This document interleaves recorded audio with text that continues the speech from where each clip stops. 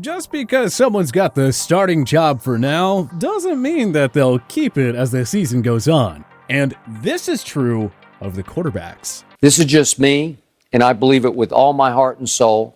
I would be starting Justin Fields this coming Sunday against Cincinnati at home.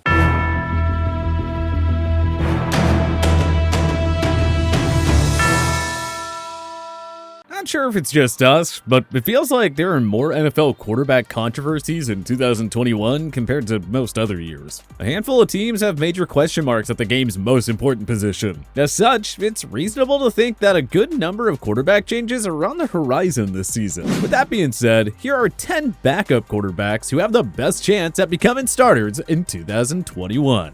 Justin Fields. Among all Week 1 starting quarterbacks, no decision caused more outcry and confusion than the Bears' decision to go with Andy Dalton. Despite his lackluster preseason and rapidly declining production, head coach Matt Nagy was adamant about starting Dalton over rookie Justin Fields. Dalton has been a professional throughout his career, but the former Cincinnati Bengals star hasn't been starting caliber for a few years now. On the other hand, Fields, the 11th overall selection of the 2021 draft, displays great upside and the ability to start now. We're not here to tell you that Fields is gonna have a Justin Herbert or Dak Prescott-like rookie season, but his dual-threat style meshes well with Chicago's run-heavy conservative offense. All Fields really needs to be is a game manager for Chicago to have a chance. Allen Robinson, David Montgomery, and the defense can shoulder the heavy lifting. Nagy and GM Ryan Pace are on the hot seat, so why would they further risk losing their jobs by playing a past-his-prime Dalton? This isn't really a prediction, but rather a spoiler. Fields will take over the starting job for good at some point in 2021.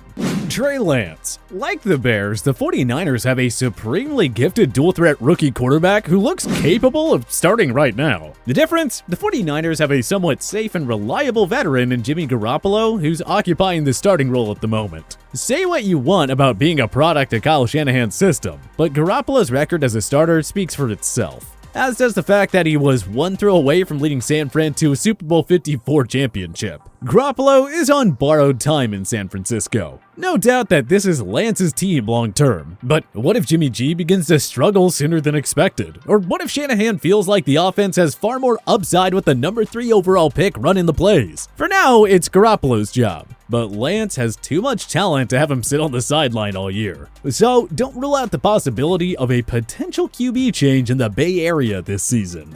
Jordan Love. This is a long shot and probably the least likely among all the entries on our list, but we have seen crazier things in the NFL, so who knows? A disgruntled Aaron Rodgers, fed up with the way the franchise was being run, tried to muscle his way out of Green Bay, but Packers management held firm and basically left him no choice but to play at least one more year in Titletown. Rodgers got off to a nightmare start in Week 1, losing an ugly blowout at the hands of the New Orleans Saints. So what happens if Rodgers fails to fully get in sync with the offense after missing valuable offseason time during all that trade request drama? What if the Packers flop entirely like they did in 2018, during Mike McCarthy's final year on the job there? Might the front office panic and ultimately decide to trade him at the deadline? Or at least sit him and turn over to Love? I mean, at some point, Green Bay has to find out what they have in Love if they plan on anointing the 2020 first-round pick as their quarterback of the future. This is an unlikely scenario, but if Rodgers and the offense don't get going like they did last year, and if the drama becomes too much, maybe the Pack play their way out of the postseason early, prompting head coach Matt LaFleur to give Love some late-season work as the Pack prepare for the post-Rodgers era.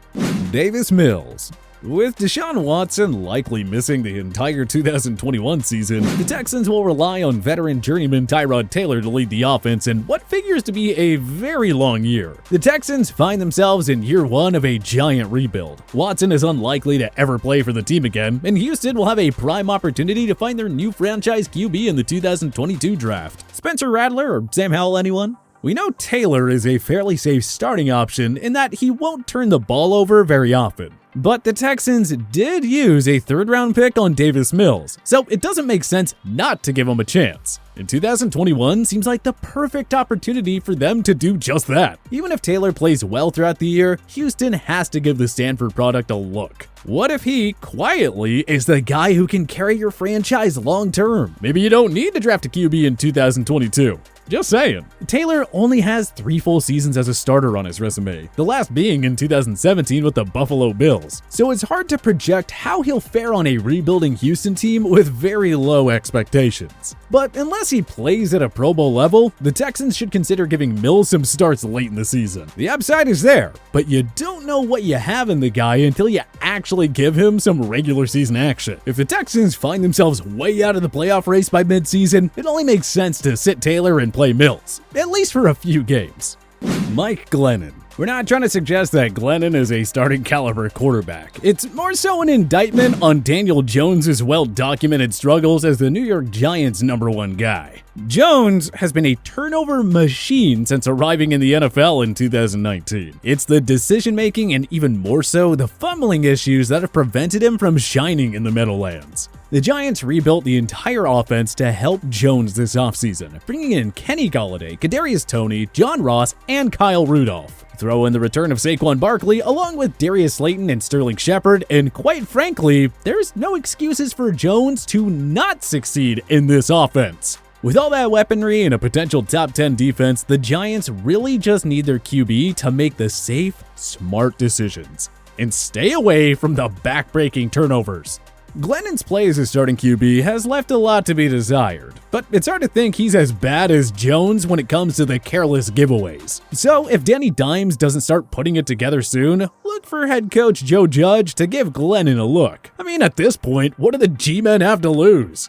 Drew Lock. The early signs indicated that Locke would be given a 3rd and final year to prove himself as the Denver Broncos QB1. But new GM George Paton decided to open up the competition by trading for Teddy Bridgewater following a lackluster 2020 campaign with the Carolina Panthers. Paton knew what he was getting in Bridgewater. After all, he was the Minnesota Vikings assistant GM when they selected the Louisville quarterback 32nd overall back in the 2014 draft. Bridgewater may have opened 2021 as a starter, but you gotta assume he'll be on a relatively short leash.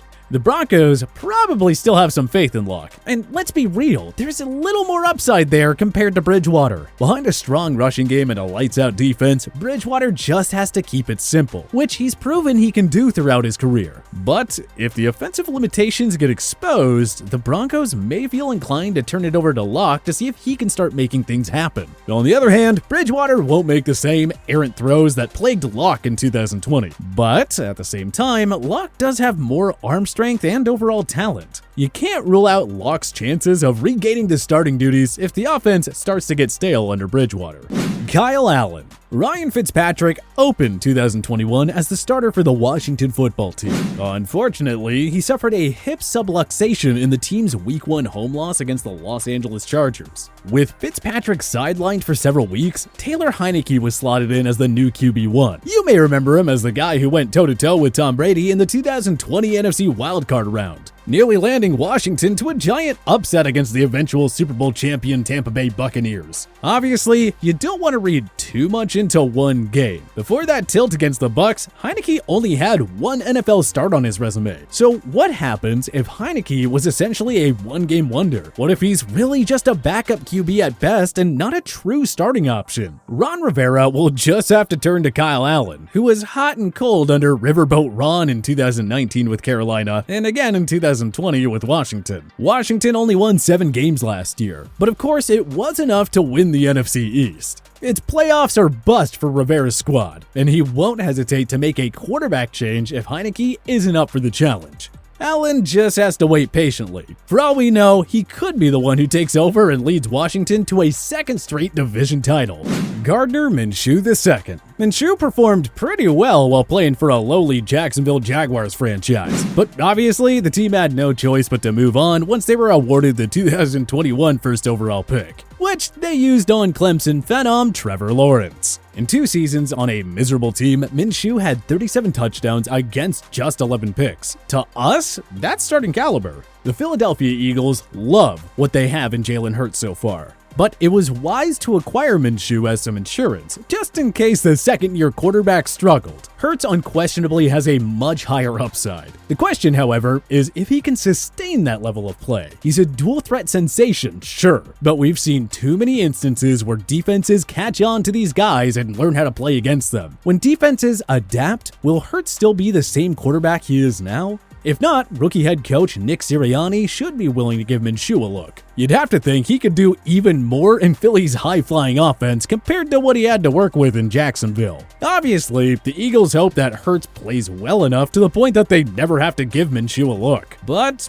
if his play regresses, the mustached man will get an opportunity. JACOBY BRISSETT. Brissett is one of the NFL's best backups. As we saw during his time with the New England Patriots and Indianapolis Colts, he is a solid game manager who can make big-time plays with his running abilities. Even though it's only his second year, Tua Tagovailoa is under pressure to really break out after a mediocre rookie season. Many thought Miami would ditch Tua and draft a QB, or even trade for Deshaun Watson. Neither of those happened, of course. But what if Tua isn't able to really piece it together in year 2, despite the Dolphins rebuilding his supporting cast? Well, head coach Brian Flores may want to think about playing Brissett. He's not as flashy or decorated as Tua, but he's good enough to make the most of all the weapons around. We're talking guys like Devontae Parker, Will Fuller, Jalen Waddle, and Myles Gaskin. Of course, if Tua does have the breakout year that many expect, this will all be a moot point. But Brissett should be ready for the starting role if Tagovailoa doesn't take that next step soon.